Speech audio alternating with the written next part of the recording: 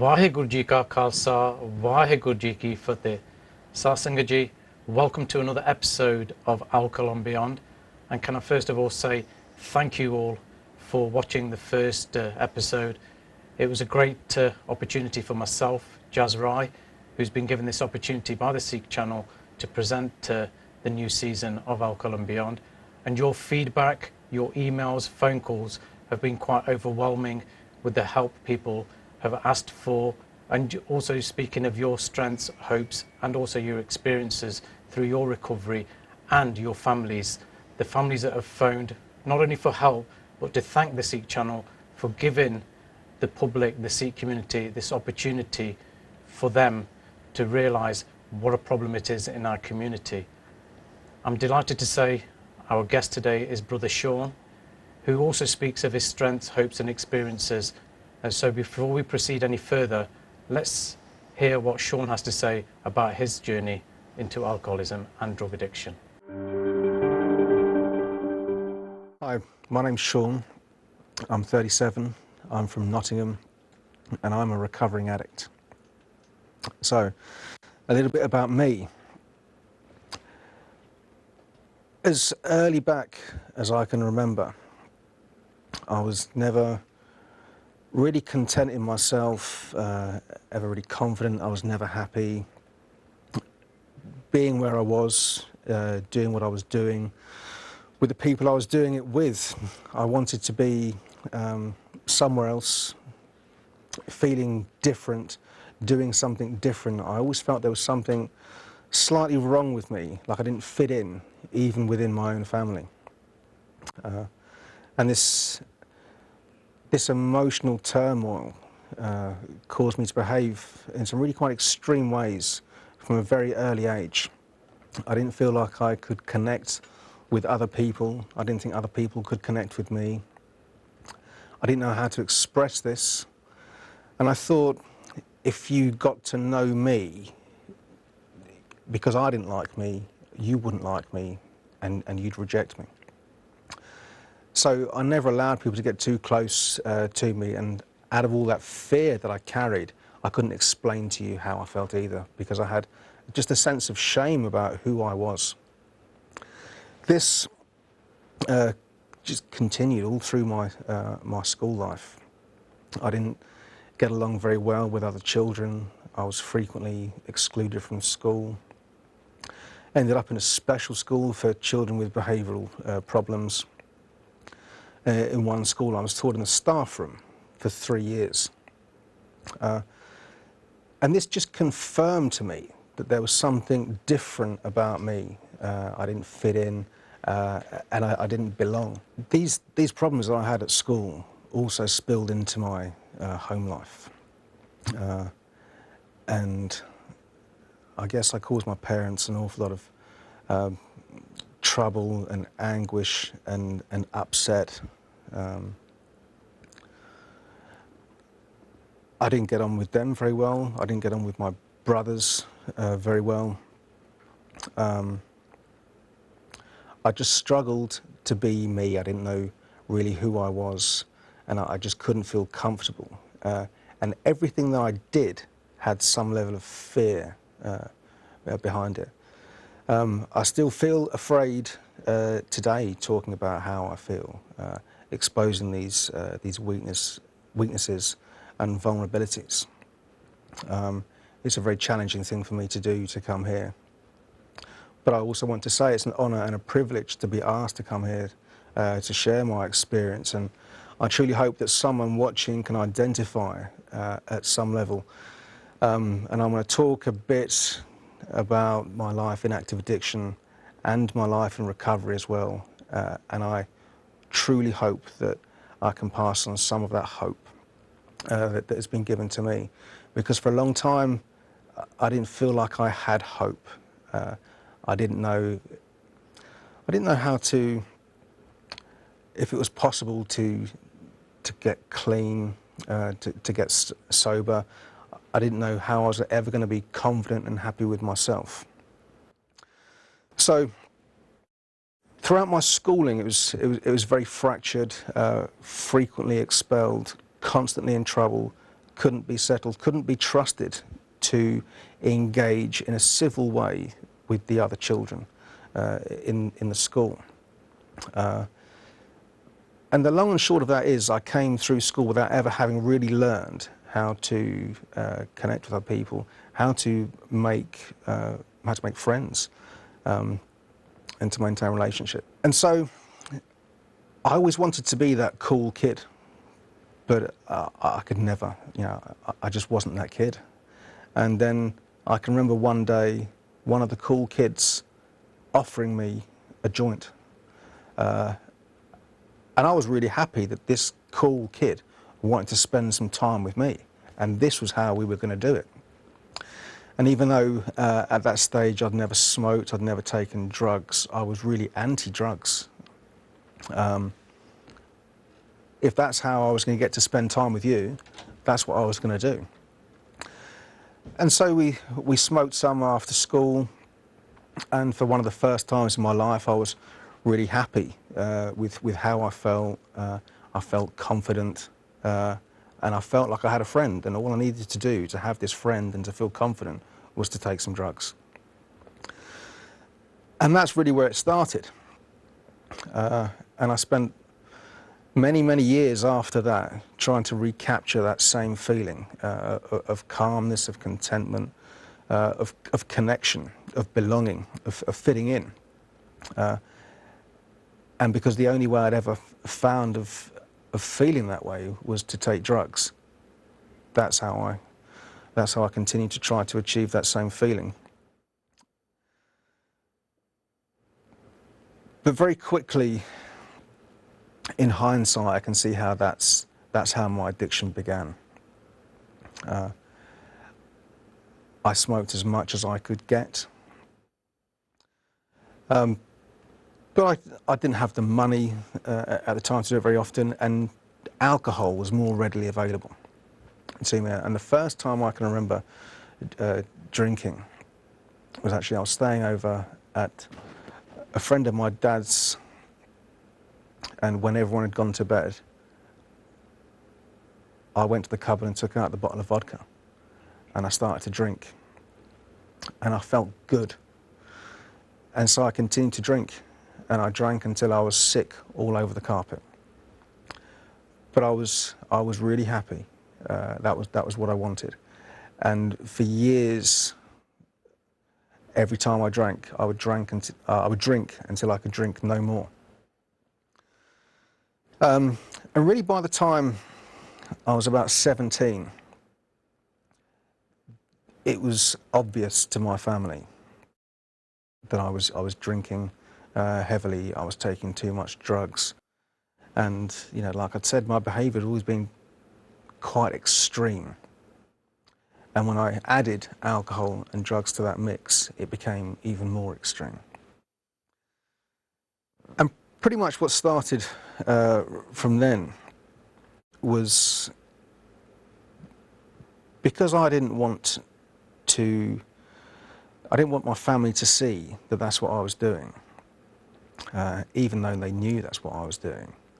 I started to distance myself from my family. And I only really spent time with people who were also drinking heavily and using, because I found the people who would accept me. And in a strange way, I wanted to protect my family from really seeing that that's what I was doing.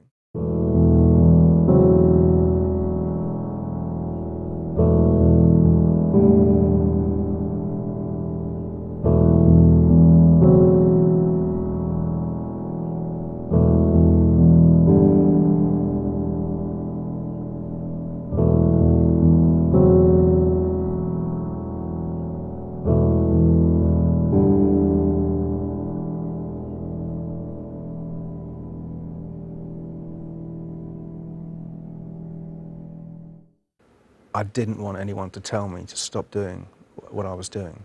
I wanted people to tell me this is the cool thing to do, and this is normal. I didn't want any kind of outside, a different message. And at the beginning, it was kind of fun and games. I felt good, you know, had a lot of laughs, got into a bit of trouble from time to time, fell foul of the law, lost a few jobs, but it didn't really seem that bad. It seemed normal because everyone in the crowd that I was with was doing that too. What happened over a period of time was a lot of these people who I was spending time with stopped drinking, stopped using drugs, went on and rebuilt their lives. Went to university, got educated, got good jobs, settled down with marriages, had children, and were successful. I couldn't do that. I still carried on drinking and drugging very heavily. Somehow I managed to hold down jobs through that period. But pretty much all of those jobs I lost because of the consequences of drinking and drugging, and often doing that at work because I couldn't get through a full day.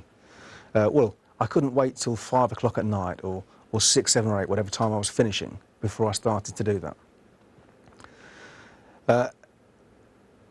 And eventually I arrived at a point when I was kind of unemployable. You know, the addiction was the driving factor in my life.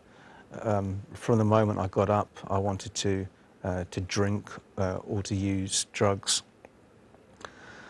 And this constant disruption of my nervous system, I guess, and the increasing level of isolation and degradation that addiction brought with it, meant that I was at a point where I was absolutely unemployable.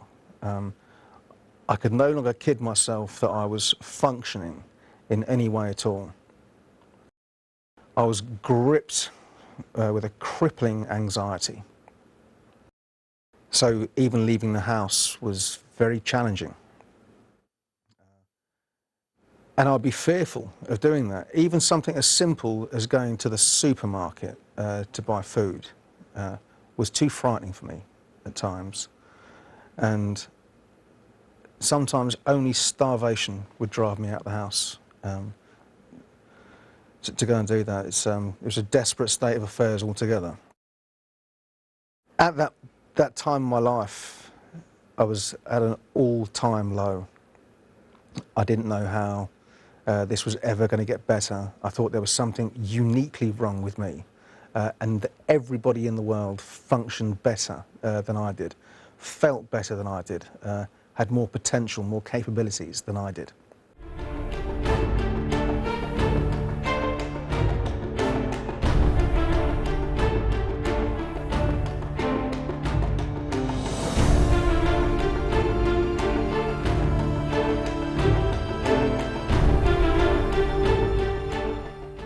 And as my mental health began to really deteriorate, the amount of alcohol and drugs that I consumed increased because I could remember how good that made me feel in the past.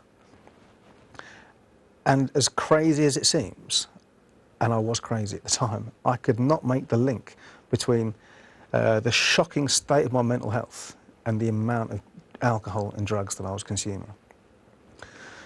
So this seemed to be the only thing that was ever going to work for me was more drugs, more drink. And if I found the right combination and the right amounts, that would work.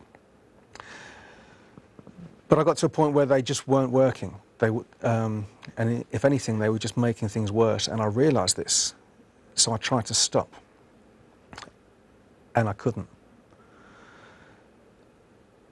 I would wake up and be absolutely determined that that day I would not use.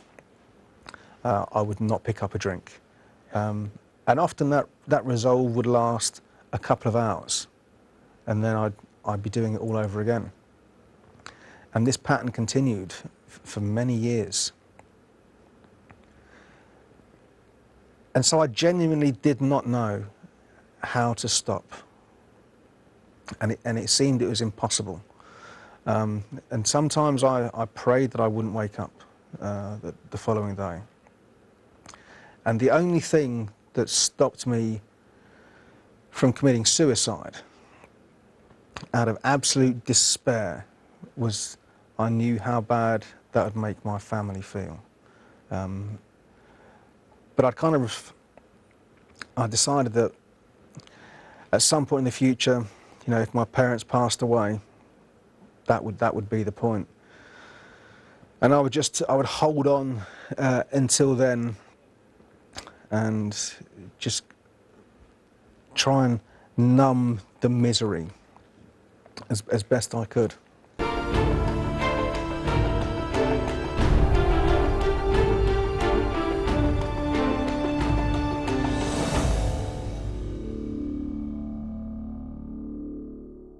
So eventually, out of desperation, I recontacted my mum, who I'd been out of touch with for a while, as with the rest of my family. And she helped me to find some mutual support groups for recovering addicts. And it's the best thing I've ever done in my life. One, I realised that all the things that I thought were uniquely wrong about me were really common experiences for people who've been suffering from addiction. And I met people who'd been clean for many years, which seemed impossible because I had never met anybody who'd stopped and stayed stopped. And these people were very gentle and patient and loving with me, and showed me how to stay clean and sober for a day. Taught me some tools that would guarantee that I could get through a day clean and sober, and reminded me to repeat those the following day. And so from a man who couldn't get clean and spent the best part of 20 years in active addiction, I'm now 9 months and 24 days free of alcohol and any other drug. And while I still feel anxious at times, and I still have fear, and there's some insecurities to overcome, there is not a single aspect of my life that hasn't immeasurably improved in that time. And what seemed impossible, it is now very easy for me. I don't struggle to stay clean on a daily basis. For the first few weeks, I felt like I was battling a constant obsession to use. But that obsession has been lifted from me. I still have emotional difficulties to deal with. Increasingly, I learned that my thinking cannot be consistently relied upon to even have my own best interests at heart. But I'm so grateful to be in recovery and to be clean and have a quality of life that I thought was impossible and I would never have. Among the many groups that I've attended that helped me in my recovery, I owe a special thanks to Back In. Back In, unlike any other group, felt more like a family, and it was just one of the most loving, caring, mutually supportive environments that I'd ever experienced. And whereas I could be gripped with anxiety if I had to have a conversation with people elsewhere, for some reason I felt able to talk. I felt I was listened to, I felt I was loved and I was supported. And it was Back In where I first found my voice, and I found some confidence, and I really found some hope. And if I can pass one thing on to anyone who's watching this, who can identify with any of my stories so far, it's this: hope exists. It is possible to get clean. It's possible to stay clean. However bad your experience has been, it's possible to rebuild from that. And places like Back In and other 12-step recovery fellowships, these are the places to go to, because we can identify, we understand where you've been, and you will learn a very simple set of tools that will keep you clean and help you to rebuild your life. And I'm enormously grateful for that. So I want to say a special thank you to Sohan for asking me to come here today. A thank you to all the staff at Back In who've been supportive and helpful to me. I want to thank the 12-step fellowships that I go to. And I want to thank my parents for the support they've given me. And my family, because they've put up with a lot. And I'm very slowly starting to rebuild that. So yeah, that's my message. It's possible to overcome addiction. One day at a time, we learn to stay clean. And we can rebuild our lives. So thank you very much for asking me to come here today. I hope that someone got something from that. God bless you all.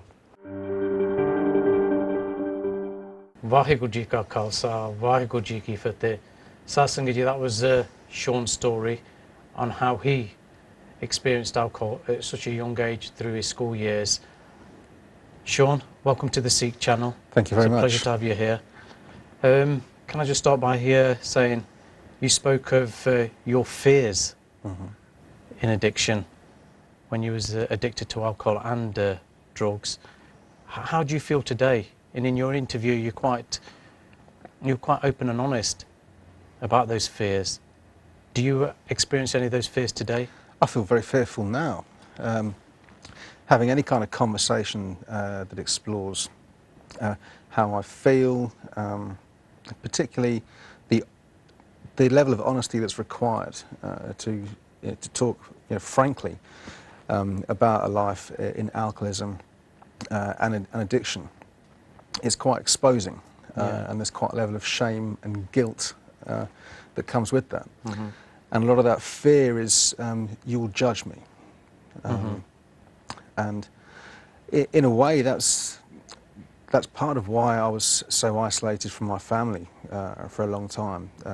That shame and that guilt, and I wouldn't want to upset them. But fear crept into every area of my life. Fear of failure, which is kind of understandable, but fear of success, fear of any kind of interaction, fear of emotional intimacy. Everything I did had some level of fear. I deal with that today by feeling the fear and doing it anyway. Because in active addiction and alcoholism, what would often be described as a comfort zone, but was more accurately a zone of discomfort, was very, very small. Fear limited my life completely. And so everything that I want out of my life is well outside of my comfort zone. So in order for me to grow and to continue to maintain sobriety, I have to push past these barriers of fear, which are all in my head. Yeah, you talked about your relationship with your family. Obviously, you were very fearful of them finding out of your addiction. How's your relationship today with your family? Surely there's not much fear in there today. They must be very proud of you. They're very proud. I spoke to my mum. I was on the phone to her on the way here, but I had a conversation with her a couple of weeks ago where she hadn't been able to get in touch with me for a couple of days. And she said it was the first time in a long time that she didn't fear that she couldn't get hold of me because I was drinking or I was using, or I was under the influence, or something bad had happened to me. Yeah. All of my family relationships have improved. I now get on much better with both my parents. I'm a much more respectful son to my parents, is the truth of it as well. And my relationships with my brothers have all improved. Primarily because I'm in contact with them more. You know, that I can't begin to explain just the depth of the shame that I felt. And often when I would talk to, you know, in the periods where I would talk to my parents, the question that I dreaded the most was, how are you? Because I didn't want to tell them how I was. I didn't want to talk to them about my struggles. I didn't want to explain really where I was in life. Brilliant. We're going to take a short break now, Sasangaji, and after the break, we're going to continue with our discussions with Shaun. Vaheguru Ji Ka Khalsa, Vaheguru Ji Ki Fateh. Vaheguru Ji Ka Khalsa, Vaheguru Ji Ki Fateh. Welcome back to the second half of Alcohol and Beyond. we're going to continue our discussions with Shaun. Shaun, you spoke about getting your drugs. Obviously, you had to keep a lot of secrets from your parents, like we all do. I was very secretive. Yeah. I didn't want to explain. My parents knew that I was spending time with people who they didn't want me to spend time with. Yeah. You know, the kind of people that your parents would never want you to be friends with. Associated with. Yeah. But that's what I was doing. And I knew they didn't like that. And so I actually wouldn't talk to my parents. Yeah. And I would say for many years, I would only talk to my parents around Christmas, birthdays, and certain family occasions. But even those occasions, I would often avoid because I didn't want to lie to them. But you didn't want to expose yourself either. No. You didn't want to expose yourself because of that fear. That's it. And your relationship today is obviously a lot better. I know you spoke to your mother on the way here. She said some nice, comforting words to you. She so told me it must be great to have that relationship with your mother again. It's fantastic. I'm actually going. My mum is in Ireland at the moment, and I'm going over there next month for a month to spend with my mum, and it's going to be beautiful. And it's just that part of that rebuilding that relationship, because you know the truth is, you know, my mum loves me, I love my mum, but I've been a very bad son to my mum over the years, and I think it's those who loved me most that I hurt the most, and I certainly broke her heart on many occasions. You know, all the hopes and dreams that she would have had for me. You shattered them. Absolutely. Yeah, but you didn't do that deliberately. You had this illness. Shaun, I just want to touch upon, you obviously mentioned the Irish connection. I'm Sikh. My family background comes from the Punjab in India, and there's a massive drink culture in our society as well. And there's the same in Ireland. There is. I mean, within my immediate family, there wasn't, like neither of my parents are big drinkers. I wasn't really exposed to that at home. But within the wider family, there are certain individuals who were very heavy drinkers. And I guess there's also a part of me that, I don't know if I used it as an excuse or as a way of rationalising how I drank, but I thought, you know, you're an Irishman, you drink, it's what you do. It's a bit the same with us. Being Punjabi, it's very macho, you know, birthdays, weddings, any occasion, drink. Well, it's an excellent point, the macho side of things. You know, if I come back to the fear that I was talking about, fundamentally because I was so frightened about everything, any kind of interaction, anything I had to do, I would cover up that fear, or I would try to cover up that fear. I would try to mask it with a macho persona, with aggression, with hostility. But alcohol would give me just a bit more confidence to do that. But also with that alcohol, you know, all the kind of underlying fears, they have to kind of bubble up to the surface at some point. And so with an already aggressive and hostile personality that was really just there to kind of cover up the fear, that would be exaggerated when I drank. So I was often not a very pleasant drunk, so I wasn't nice to be around. There's a lot of peer pressure involved. There's a lot of violence, which is also sometimes due to peer pressure, getting involved in gangs. Did you experience some of this in your childhood? I was never involved in gangs, but certainly when I started using, I guess there was an element of peer pressure. No one really forced me to take drugs, but it was available and it was a way of being accepted. I didn't feel like I was part of your crowd. But if all I've got to do to be part of your crowd is to use, then I'll do that. Excellent. That's what I'm going to do. That's all I need to be accepted. But it also gave me a sense of confidence and a sense of peace. So I felt better than I did anyway, because I was now under the influence, but also I could socialise. And so it just ticked all the boxes. So I was no one ever pinned me down and made me use. I was happy to do anything, even if it was a drug that I was a bit sceptical about. If you're doing it, I'm doing it too. Yeah. Sasangaji, we're going to take a listen to Inspector Keane again and his take on alcohol and drug addiction in our communities. Vaheguru Ji Ka Khalsa, Vaheguru Ji Ki Fateh.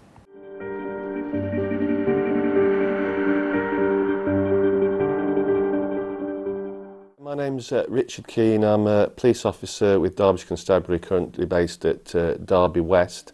Been in the police service for 22 years now. I'm also the vice chair of the BPA, which is the Black Police Association. Do you feel that the females are more vulnerable when they're under the influence of alcohol? And does that cause, there's a lot of issues around that with being taken advantage of, the grooming. How does the police view that? In terms of alcohol, as we've already touched on, it's no respecter of culture, age, race, or even sex. We're certainly seeing alcohol and binge drinking manifesting themselves ever more in young females, and that will cut across all communities, including the Sikh community. Binge drinking is, if it's not increasing, it's certainly not decreasing, and it's particularly concerning that binge drinking can lead to long-term alcohol problems. And with young people, I'm particularly concerned, particularly young females, that if they have too much to drink, they don't understand how the alcohol is going to affect them. It can lead them to making bad personal choices, bad life choices. It can make them vulnerable, and there are significant numbers of people out there that will seek to take advantage of young females particularly, and if young females are under the influence of alcohol, that makes them far more vulnerable to these types of people and their advances. So I would urge people to look out for their families, look out for the young people, look out for the young girls in the families, because if they do start to develop an alcohol problem, it can have long-term impacts, but also in the short term make them more vulnerable to people who would seek to exploit them. Do you think alcohol is sometimes a gateway to harder drugs and just lead some people into maybe starting off with cannabis and then leading on to harder drugs? Alcohol and substance misuse it can affect people in many different ways. There's many people that can have a drink, drink in moderation, and it will not affect them. There's other people that drinking can quite quickly take hold of and damage their health in the short and the long term. Same with drugs. Certain drugs have been talked about, although I'm no expert in the field. Certain drugs are seen as gateway drugs. You can start using what people would class as a lower category drug. Perhaps the most common one is cannabis, and unfortunately due to people that young people particularly associating with, they can then expose themselves to other drugs, and those other drugs can have even more damaging long-term and short-term impacts on people's lives. Drug abuse and drug addiction can very quickly take hold.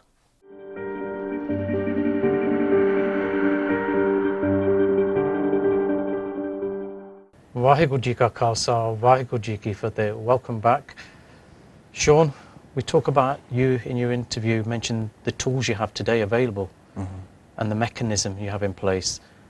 Just elaborate a bit on that. You go to the fellowships. I do, and that's a crucial part of my recovery.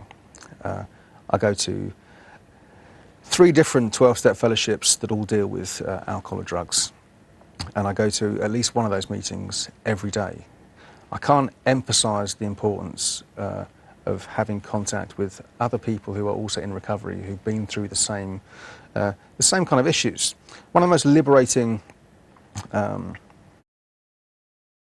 revelations that came from entering into recovery for me was that all the things that I thought were unique to me, someone else has been through too. And the great aspect of that is that they had a solution that they were applying. So 12-step recovery fellowships are where I go to learn these tools. But the things that I learn most of all is that I cannot... I have a tendency to isolate. Yeah. If something makes me feel uncomfortable, or I have some fear going on in my life, my tendency is to kind of bury my head in the sand, withdraw, and not face that fear, that difficulty. You used to say, how many meetings do you do a day? At least one a day. One a day. And a lot of that is probably down to get that identification. I get the identification that I need. I hear people who've been through the same stuff but have recovered and are rebuilding their lives. So I get the identification, but also I get that hope. So it's there's a big commitment, though, isn't it? Every day. That's a lot of dedication towards your recovery. It is. It can be looked at that way, and certainly I'm committed to it. But I'm dedicated to it because my life very much depends on it. Yeah. Everything that I've got back, relationships with family, depends on me being in recovery. But also, I was very disciplined when I was using or drinking. There wasn't a day that went by that I didn't get the drink or the drugs that I needed. Yeah. So I have the discipline. I just now turn that into something a lot more You're wholesome. applying that to your recovery. You also talked about insecurities in your interview. How do you deal with them insecurities today? It's a good question. It's a tough question too. I'm 9 months and 24 days clean. Well done. And so thank you very much. I couldn't have done it without a lot of help. But in that 9 months, just over 9 months, it's very difficult to undo years and years of insecurity and fear. So the truth is that most days I feel insecure. I feel, I have a sense of vulnerability and a fear, and I carry this with me. It gets better and it lessens as I go on. But I think I can decide whether I want these insecurities to limit me, to affect me, to have a power over me. And I choose not to. Now, sometimes that's easier said than done. I was very afraid of coming here today, being interviewed on camera. It's quite a frightening experience for me. Now, if you'd have asked me to do this a year ago, I'd have said a flat no. There's no way I'm doing that because it was too frightening. And a lot of that insecurity comes with, the guilt and the shame that you carry from being in, having a life of addiction. And I think, what kind of message could I carry? Who's going to want to listen to me? I'm just an addict. The truth is I am an addict, but that's not all I am. But that guilt and that shame is so deeply embedded that I think I have a fear that if people get to know me, they will not want to know me anymore and they'll reject me. And that's something I have to deal with constantly. Yeah. I can just say it's not that daunting to be on the Seek channel. No, it's quite a pleasure, actually. It's been a wonderful experience, actually, and I'm honoured to have been asked. No, excellent. But you talk about your links with your friends and your family. Obviously, you've rebuilt your relationship with your family, and it's great. I know you're speaking to your mother on the way here, and she was really loving towards you. Have you severed ties with those friends back from your... Every single one of them. Every single one of them? Yeah. And you surround yourself around with, obviously, good people now, people who are in recovery. I do. All of my friends are now in recovery. There was a period when I was early doors in recovery, and I was doing quite a lot of relapsing. I could stop, but I couldn't stay stopped. But I was still spending time with people who were actively drinking and using. But I thought that by some miracle I'd be able to do that, put myself in that environment, spend time with the same people I'd always spent time with, and somehow stay clean. It wasn't possible. I got to a point where I just realised that that couldn't happen. So I severed all ties. I changed my phone number. And now if I go through my phone book, beyond the people that I'm related to and other services that I have to access, all of my friends are now in recovery. Excellent. And that's a vital source of support. We often talk about it in recovery as the therapeutic value of one addict helping another. And particularly that thing that I have where I don't trust how I think, I don't like how I feel, and I think there's something kind of really wrong about that. I found if I explain how I think and feel, particularly the fears and the insecurities to other addicts, they say, yeah, me too. And this is how we deal with it. So it's an invaluable source of support. Excellent. Sat Singh, we're going to cross over to Bhai Amardeep Singh Ji now and see what Bhai Amardeep has to say once again about what Gurbani says about alcohol addiction and any other addiction to any substances that are not permitted in Sikhi. Vaheguru Ji Ka Khalsa, Vaheguru Ji Ki Fateh. Waheguru ji ਕਾ ਖਾਲਸਾ ਵਾਹਿਗੁਰੂ ਜੀ ਕੀ ਫਤਿਹ। ਗੁਰੂ ਮਹਾਰਾਜ ਬਾਣੀ 'ਚ ਦੱਸਦੇ ਆ ਵੀ ਮਨੁੱਖ ਤੂੰ ਇਹ ਜੀਵਨ ਦੇ ਵਿੱਚ ਆਇਆ ਸਿਰਫ ਇੱਕ ਚੀਜ਼ ਦੀ ਪ੍ਰਾਪਤੀ ਵਾਸਤੇ। ਜਿਸ ਜਲ ਨਿਧ ਕਾਰਨ ਤੁਮ ਜਗ ਆਏ ਸੋ ਅੰਮ੍ਰਿਤ ਗੁਰ ਪਾਹੀ ਜੀਓ। ਜਿਹੜੇ ਅੰਮ੍ਰਿਤ ਵਾਸਤੇ ਤੂੰ ਦੁਨੀਆ 'ਚ ਆਇਆ ਤੇ ਦੇਵੀ ਦੇਵਤੇ ਤਰਸਦੇ ਅੰਮ੍ਰਿਤ ਵਾਸਤੇ, ਉਹ ਅੰਮ੍ਰਿਤ ਦੀ ਪ੍ਰਾਪਤੀ ਗੁਰੂ ਤੋਂ ਹੋਣੀ ਹੈ। ਸੋਨਰ ਮੁੰਜਨ ਅੰਮ੍ਰਿਤ ਖੋਜਦੇ ਸੋ ਅੰਮ੍ਰਿਤ ਗੁਰ ਤੇ ਪਾਇਆ। ਹੁਣ ਕਈ ਲੋਕ ਕਹਿੰਦੇ ਆ ਵੀ ਸਾਨੂੰ ਸ਼ਰਾਬ ਦੀ ਆਦਤ ਪੈ ਗਈ, ਨਸ਼ਾ ਕਰਨ ਦੀ ਆਦਤ ਪੈ ਗਈ। ਆਦਤ ਸਾਡੀ ਛੁੱਟਦੀ ਨਹੀਂ, ਜਿਹਨੂੰ ਕਹਿੰਦੇ ਲੱਤ ਪੈ ਗਈ।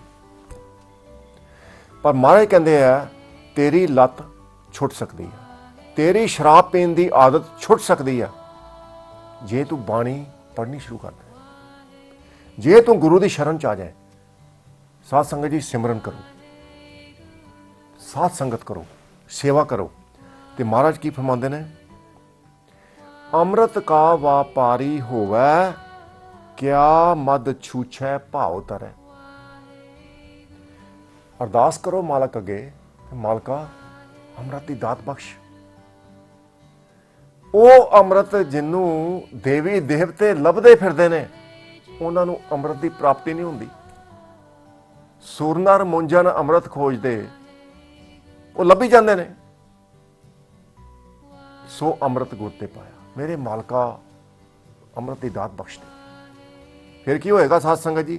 ਜਿਹੜੀ ਅਸੀਂ ਕਹਿੰਦੇ ਆ ਨਾ ਸਾਡੀ ਆਦਤ ਨਹੀਂ ਛੁੱਟਦੀ ਪੀਣ ਦੀ, ਮਾਂ ਕਹਿੰਦੇ ਆ ਜਦੋਂ ਅੰਮ੍ਰਿਤ ਦੀ ਤੁਸੀਂ ਅਰਦਾਸ ਕਰ ਲਈ, ਸਾਧ ਸੰਗਤ ਕਰਨੀ ਸ਼ੁਰੂ ਕਰਤੀ, ਕਿਆ ਮਦ ਛੂਛੈ ਭਾਉ ਥਰੈ। ਉਹ ਜਿਹੜਾ ਮਦ ਮੈਨੇ ਜਿਹੜੀ ਦੁਨਿਆਵੀ ਸ਼ਰਾਬ ਹੈ ਉਹ ਤੁਹਾਨੂੰ ਚੰਗੀ ਨਹੀਂ ਲੱਗਦੀ, ਕਿਉਂਕਿ ਅੰਦਰੋਂ ਅੰਮ੍ਰਿਤ ਤੁਸੀਂ ਪੀਓਗੇ ਤੇ ਆਨੰਦ ਮਾਣੋਗੇ। So Guru Maharaj is revealing that a lot of people say that addiction of taking drugs or intoxicant, we can't give up. But Guru Maharaj is giving us the clue how you can give up your addiction. Start coming to the Gurdwara, start being in the Sath Sangat, start listening to the Gurbani, Kirtan. Most importantly, carry on doing seva for the needy people. And best tool you have is to pray. Pray to Vaheguru that I have come into this life to attain Amrit. And Amrit simply means Vaheguru. Bless me with the Amrit. There are so many holy people without the human body. And they are not able to attain the Amrit. They are not able to merge with the Creator. They want to come back in the human life. How lucky we are. We have human life. You are listening to the Gurbani Shabad. So if we are in human life, we need to pray. That's the best tool. Vaheguru bless me with the Amrit. And Guru Maharaj reveals, those who are trader of Amrit, Amrit ka vapari hova. Vapari means trader. Those who trade in the Amrit, they beg for the Amrit, they are blessed to realize the Amrit within their body. They merge with Vaheguru. Kya mad chhuchhe bhav tara, and they will be left with no addiction of the intoxicants. They won't like the worldly wine or drugs.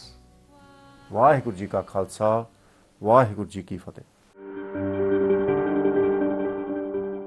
Vaheguru Ji ka Khalsa, Vaheguru Ji ki Fateh. Satsang Ji, welcome back, and I all hope you enjoyed what Bhai Amardeep Singh Ji had to say. Shaun, coming back to you, brother. What are your hopes now in recovery? 9 months, 24 days. Wow, that's a big achievement for someone who's probably most of his life. It is. And what's your message to the Sikh Channel viewers? And I'm sure there's families out there who have got children, brothers, sisters even, who are struggling. And your culture, really, having an Irish background, is very similar to mine, of a Punjabi background. It is. We spoke about this earlier. What are my hopes? One, if I'm going to carry a message of any kind at all, is that hope exists. For a long time, I felt hopeless. I felt there was literally no hope at all. There was certainly no hope of overcoming addiction. That's not true.